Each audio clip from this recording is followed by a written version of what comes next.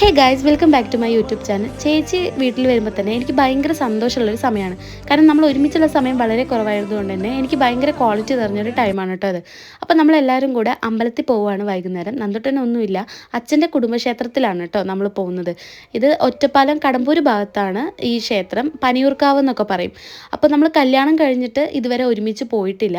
അപ്പോൾ എന്തായാലും ഒന്ന് പോയിട്ട് വരാമെന്ന് പറഞ്ഞിട്ട് നമ്മൾ വൈകുന്നേരം ഇപ്രാവശ്യം നാട്ടിൽ വന്നുകൊണ്ട് തന്നെ നമുക്ക് എല്ലാ അമ്പലവും ഒന്ന് കവർ ചെയ്യണമെന്നുണ്ടായിരുന്നു. അപ്പോൾ നമ്മൾ ഫസ്റ്റ് പോയത് പനിയൂർക്കാവിലാണ്.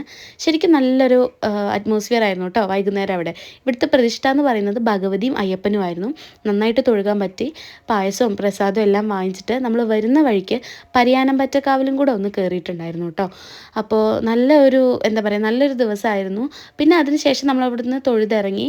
എന്നിട്ട് പിന്നെ നമ്മൾ ഫുഡ് കഴിക്കാൻ വേണ്ടിയിട്ട് പോയത് നമ്മുടെ പ്രിയ പാലട എന്ന് പറയുന്ന ഒരു റെസ്റ്റോറൻറ്റിലാണ്, നാട്ടുകല്ല് ഭാഗത്ത്. അപ്പോൾ അവിടുന്ന് നമ്മൾ ഗീ റോസ്റ്റും പിന്നെ കുറച്ച് ഉള്ളിവടയും കാര്യങ്ങളെല്ലാം കഴിച്ചിട്ടുണ്ടായിരുന്നു. പിന്നെ അവരുടെ ഒരു തൈര് വടയും കൂടെ നമ്മൾ ടേസ്റ്റ് ചെയ്തു കേട്ടോ. നല്ല ടേസ്റ്റ് ഉണ്ടായിരുന്നു. അപ്പോൾ ഓക്കെ ഗൈസ്, ബൈ.